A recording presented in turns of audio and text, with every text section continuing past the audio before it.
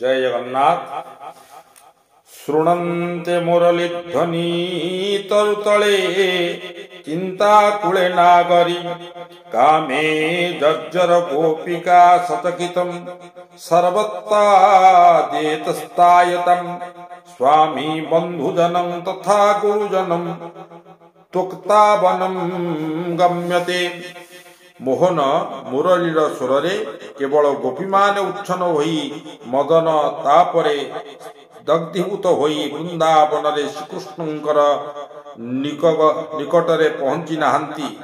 फूलमाने विशेष करी मल्ली फूलमाने उत्फुल्लित होई विकसित होइछंती एवं परिवेश को अधिक मनोरम करी देइछंती। श्रीकृष्ण गोपीमान को देखि धर्म नीति आदर्शर द्वाही दे घर को फेरी जीवा को कहिबार गोपीमाने उत्कलीन मुहूर्तरे तत्कालीन मुहूर्तरे गोपीमान को ग्रहण न कले सेमाने प्राण त्याग करिबा पई कहिछंती। एवं यह शुणी श्रीकृष्ण मनरे दया आसी से गोपीमान कामना पूर्ण पाई स्वीकृति देइछंती। यहाँ परे आरंभ होईची रासलीला रास उपभोगर पर्व।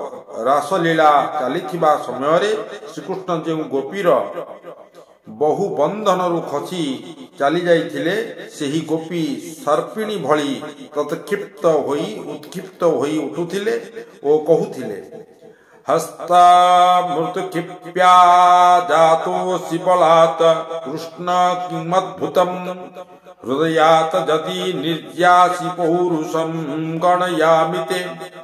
गोपी माने कहुथिले हे कृष्ण तुमे मोर हाथरू छाड़ी देई बलपूर्वक पलाई जाउछ किंतु तुमे जदि मोर हृदयरू बाहरी जाई पारिब तो हेले मु तुमको ठीक पुरुष बोली जानी। भक्त कवि सुरदास एवं मर्मरे कहिछंती हाथ छोड़ाए जात हो दुर्बल जाने मोए हृदय से जब निकसा जाओ तो पुरुष दिखावो तोए। रासलीला चलीथिबा समय रे रसिक शेखर श्रीकृष्ण वृंदावती बा राधा को नहीं अंतर्ध्यान होई जाउछंती एवं गोपी माने रासेश्वरी अन्वेषण रे बनरू वनांतर भ्रमण करुछंती। रास रसरे विहोलित गोपी माने प्रेम भाव रे अधीरा होई किए आकाश को किए वृक्षलता को किए नव विकसित मालती को एवं मल्ली जुई एवं जाई को श्रीकृष्ण उपस्थिति विषय रे प्रश्न करुछंती। कृष्ण को न पाई विरह दग्ध गोपीमाने निज निजर श्रीकृष्ण भावे मन करी कृष्णंक द्वारा रचित सकटा तृणावर्त पश्चासुर बकासुर पूतना प्रभृतिंकर विकास विनाश लीला अभिनय माध्यम रे परस्पर को देखाउछंती। यही अभिनय बेले जने गोपिका कृष्ण होई पूतना भूमिका रे अभिनय करुथिबा गोपीर स्तन पान करुछंती। एठारे सूचना योग्य जे मिलन अपेक्षा विरह रे प्रेम बहुगुणित होइथाय।